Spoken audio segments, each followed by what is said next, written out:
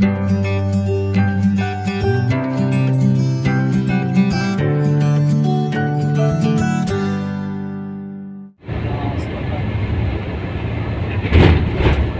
Ibu yang dirahmati Allah Subhanahu wa Ta'ala,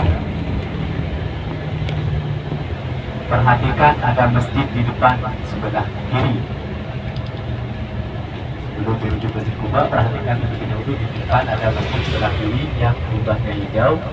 Itu diberi nama dengan Masjid Sayyidina Bilal.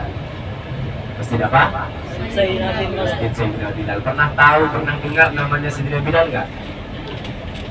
Pernah dengar? Agak jarang. Tahu orangnya? Ada yang tahu orangnya seperti apa? Hai sudah tadi. Pada itu. Sayyidina Bilal ini merupakan orang, kalau misalnya pengen tahu seperti apa Sayyidina Bilal, gambarannya tidak jauh beda dengan orang kalau pernah di masjid sering melihat orang berkulit hitam pekat. Nah, Sayyidina Bilal kurang lebihnya seperti itu. Warna kulitnya sangat hitam sekali karena Sayyidina Bilal ini bukan orang Madinah. Kalau orang Madinah tidak sehitam itu, malah orang Madinah ini bersih kulitnya. Sayyidina Bilal ini merupakan orang Habsyi atau orang Ethiopia. Kalau negara sekarang disebut dengan Ethiopia. Orang mana Sayyidina Bilal? Ethiopia.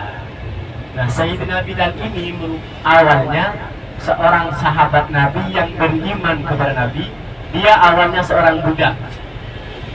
Seorang budak yang karena kepincut atas ajakan Nabi, atas dakwah yang disampaikan oleh Nabi Muhammad, akhirnya Sayyidina Bilal ini masuk Islam walaupun dia seorang budak. Nah, ketika waktu itu ketahuan oleh majikannya, saya ulangi lagi, pada saat Sayyidina Bilal ketahuan oleh majikannya bahwa beliau telah mengikuti ajaran Nabi Muhammad SAW, kemudian majikannya itu tidak terima, lantas tiap hari menyiksa Sayyidina Bilal.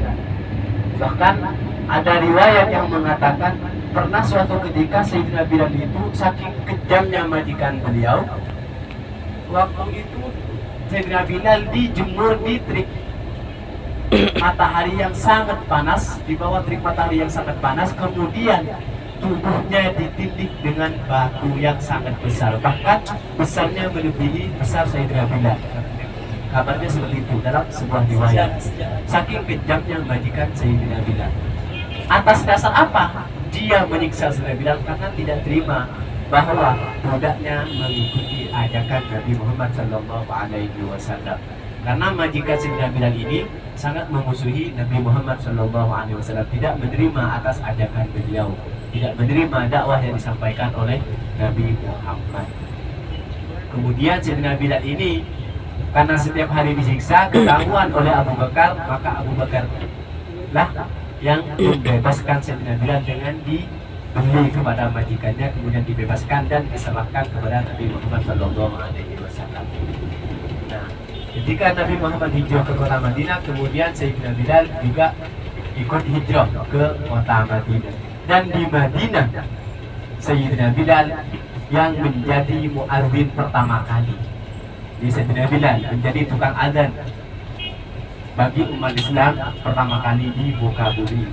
Awalnya, sebelum itu ada salah seorang sahabat yang bermimpi bahwa seorang tersebut bermimpi mendengar sebuah kalimat yang berbunyi Allahu Akbar dan seterusnya sampai akhir adzan. Kemudian disampaikan kepada Rasulullah. Kemudian setelah itu Sayyidina Umar juga menyampaikan bahwa beliau juga bermimpi dengan kalimat yang sama.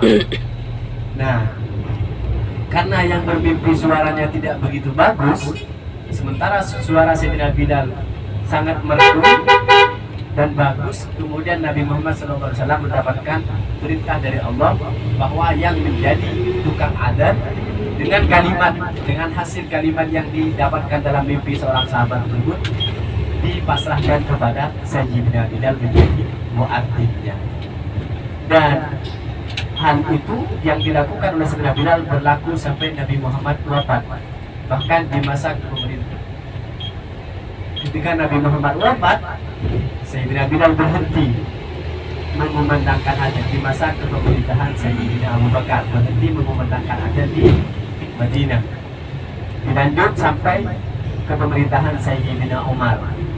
Lalu di pertengahan pemerintahan Sayyidina Umar, kemudian Sayyidina Umar meminta kepada Sayyidina Bilal untuk mengumandangkan kembali adzan sampai pada bacaan asyhadu anna Muhammadar Rasulullah, kata Sayyidina Bilal.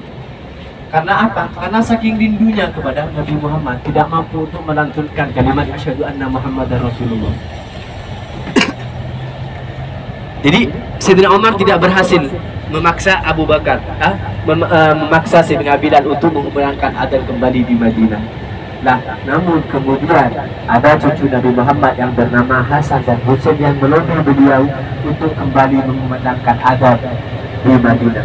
Lalu Sayyidina Bilal kembali ke Madinah untuk kembali mengumandangkan adzan. Nah, ketika saat Muhammad Rasulullah, namun pada saat itu Sayyidina Bilal tidak kuat menahan rasa rindu kepada Nabi Muhammad dengan menangis sejadi-jadinya. Tidak kuat menahan tangisan rindu beliau kepada Nabi Muhammad saat melantunkan kalimat asyhadu anna Muhammadar Rasulullah. Kemudian adzan, Sayyidina Bilal berhenti adzan dan dilanjutkan oleh sahabat yang lain. Itulah tentang Sayyidina Bilal. Dan Sayyidina Bilal ini juga mempunyai keistimewaan. Mungkin barangkali ada di antara bapak ibu sekalian yang ingin meniru keistimewaan Sayyidina Bilal. Apa keistimewaan Sayyidina Bilal? Ketika beliau selesai melakukan wudu atau mengambil wudu, Sayyidina Bilal tidak pernah absen, selalu melakukan sholat sunat 2 rakaat setelah wudu. Inilah keistimewaan Sayyidina Bilal ini, sehingga suara sandalnya terdengar di dalam surga. Ini disampaikan dalam sebuah riwayat bahwa suara sandal Abu Bakar Sayyidina Bilal ini terdengar di dalam surga.